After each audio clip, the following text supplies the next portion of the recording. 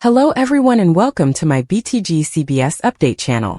Haley Hamilton, the enigmatic wife of prominent attorney Bill Hamilton, had been navigating a web of deception when her past suddenly resurfaced in the form of Lynette Wise, Bill's newest client facing embezzlement charges. Lynette, with a knowing smile, had pretended in front of Bill that she and Haley were strangers, introducing herself politely as if they'd never crossed paths. But later, in a tense private confrontation, Lynette casually dropped the bombshell, calling Haley by her old name, Val, a reminder of the con artist life Haley had left behind, or so she claimed. Haley, her eyes flashing with a mix of fear and defiance, swore to Lynette that her feelings for Bill were genuine this time. "I've fallen in love with him," she insisted fiercely. "I'm not scamming him like before." Yet even as she protested her sincerity, Haley couldn't shake Randy's warnings about Lynette's motives. Randy, her suspicious cousin and accomplice in past schemes, urged caution, seeing no coincidences in Lynette's sudden appearance. Seizing the opportunity when Bill assigned her to assist on Lynette's case, Haley agreed eagerly, viewing it as the perfect way to keep tabs on her former partner in crime and uncover any threats to her new life. Across town, the Dupree family matriarch, Anita, faced a far more devastating revelation. A routine check had uncovered a mass in her breast, leading to a biopsy that she endured in secret, confiding only in her close friends Sharon and Tracy to avoid burdening her husband Vernon or the rest of the family prematurely. The doctor had assured her that such findings were often benign, but when Anita returned for the results, the news hit like a thunderbolt: breast cancer. Gutted and reeling, she sat alone in the exam room, tears streaming down her face as the weight of the diagnosis sank in. She thought of Vernon, their life together, the holidays approaching, and vowed silently to fight, but the fear gripped her heart tightly. Meanwhile, casino owner Joey Armstrong, ever the opportunist, eyed the political landscape with interest.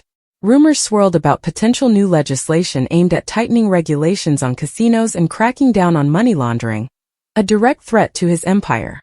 Rather than confront it head-on, Joey approached Bill with a cunning proposal.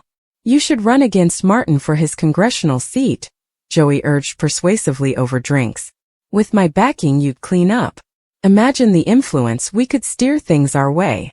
Bill listened thoughtfully, intrigued by the power play, while Joey saw it as a shield against the looming laws. Vanessa, Joey's complicated paramour, grew weary of the games and facades in their world. In a raw, emotional conversation, she laid it bare to him. "I'm tired of living to please everyone else," she confessed, her voice trembling. "I want to be authentic, to stop hiding and pretending for once." Joey, caught off guard by her vulnerability, promised he wasn't going anywhere, but Vanessa's words lingered, forcing him to confront the authenticity, or lack thereof, in their tangled relationship. Tension simmered around the proposed free clinic, an idea originally conceived by young Samantha Richardson as a way to give back to the community. Samantha had been passionate about it, sharing her vision with others, but when Leslie Wise caught wind through Eva and began pushing for funding, things turned sour.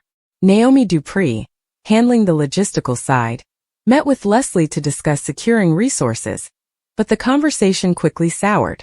"You're taking all the credit without lifting a finger," Naomi reprimanded sharply. "This isn't your project to claim." Leslie brushed it off, insisting her financial contribution entitled her to the spotlight, but Samantha, overhearing the exchanges, felt deeply upset. "It was my idea," she confided to a friend, hurt that Leslie was parading the clinic as her own brainchild. Adding fuel to the intrigue surrounding Leslie was her unexpected connection with Detective Marcel Malone. Marcel admitted openly that his initial hovering around her had been for pay. Someone had hired him to keep close tabs, but as they talked, a genuine spark ignited. Despite the admission, he expressed real physical interest, leaning in to kiss her passionately. Leslie, flustered yet intrigued, pulled back slightly, her mind racing with the implications. Leslie's personal fears extended to her family dynamics as well. She worried aloud to her mother Peaches about being sidelined during the holidays, especially with Eva forging new traditions with Ted. "Eva's building all these memories with him now," Leslie lamented. "I'll be pushed aside." Peaches, ever the straightforward matriarch, dismissed it outright. "That's hogwash," she declared firmly. "Pure nonsense. Family doesn't work that way. Romance blossomed elsewhere for Nicole Dupree, who accepted a date with the charming surgeon Carlton Fitzgerald. Carlton pulled out all the stops, arranging a romantic indoor picnic complete with candles, fine food, and intimate conversation. Nicole, feeling bold, took the initiative to kiss him, surprising even herself. Her sister Dani, upon hearing the details, expressed delight and shock. "You kissed him first?" Dani teased. "And here you are, keeping options open with Kyle too." Nicole admitted the thrill but hesitated about inviting Carlton to Dani's upcoming Christmas party, fearing the family interrogation. When she finally called to extend the invitation, Carlton regretfully declined. He already had plans with his own family for the holidays. Dani, ever curious about family matters, pressed Bill about what he'd gotten their daughters for Christmas. Bill revealed a clever business coup. He'd called in a favor from Genoa City attorney Michael Baldwin, whose wife Lauren Finmore owned a major department store chain. Through this connection, Chelsea could now distribute her Chelsea Cat fashion wares nationwide, a huge boost for their daughter's line. As they chatted, Bill and Dani drifted into nostalgia, reminiscing about past Christmases, the laughter, the surprises, and especially the one where Dani had joyfully announced her pregnancy with Naomi. Those warm memories stirred something in Bill, and later, despite Haley's initial hesitation, he confessed his desire. "I want to try again for a baby with you," he told her earnestly, his eyes full of hope for renewing their family. Young attorney Tomas Delgado, new to criminal cases, buzzed with excitement at the chance to handle Lynette's defense. It was a big opportunity, a step toward proving himself. But his enthusiasm dimmed when his girlfriend Kat showed little interest in the possibility of him partnering with Bill at the firm. "Dani gave up her modeling career just to please Bill back in the day," Kat pointed out cautiously. "I don't want us falling into that trap, sacrificing our own paths for someone else's expectations." Tomas nodded, understanding her concern, even as ambition tugged at him. Dani, in a playful mood, crafted a cheeky family Christmas card using a hilarious photo from her impromptu, drunken wedding to Andre, with an Anita impersonator no less. Andre, however, preferred something more heartfelt. "Let's choose one that reflects the real love we've found since then," he suggested gently. Elsewhere, Chelsea snuck into Dani's house, rummaging quietly in search of hidden presents, her curiosity getting the better of her. Eva, meanwhile, turned down an invitation to Martin's holiday gathering, citing Kat's presence as too awkward. Ted, trying to help his colleague Shanice overcome her fear of birds, gifted her a charming bird feeder, a thoughtful gesture that touched her.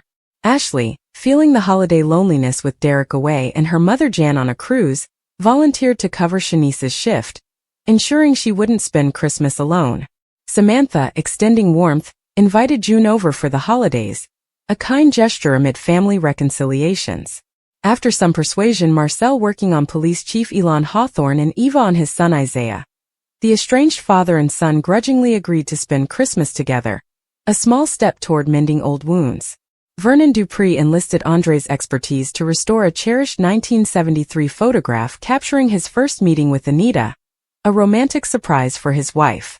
Andre, sensing Vernon's unspoken questions, assured him firmly, "I'm not keeping my own place to cheat on Dani like Bill did back then," he stated clearly, putting any doubts to rest.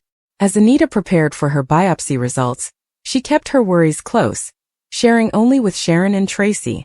While she was at the doctor's office, Sharon, perhaps unknowingly adding pressure, cornered Vernon for a private meeting. Leslie, spotting an opportunity for gossip, whispered to Ted that Vernon was having an affair, stirring unnecessary drama. But when Anita finally received the confirmation, breast cancer, she was utterly devastated. The joyful holiday season now overshadowed by uncertainty and the battle ahead. In Fairmont Crest, where wealth and privilege masked deeper vulnerabilities, these revelations and confessions wove a tapestry of drama, forcing characters to confront identities old and new, health crises, political ambitions, and the fragile authenticity of love and family bonds during what should have been the most wonderful time of the year. Secrets threatened to unravel marriages and friendships, while acts of kindness and honesty offered glimmers of hope amid the turmoil. As Christmas approached, the residents braced for celebrations tinged with tension, revelations, and the enduring strength required to face whatever came next.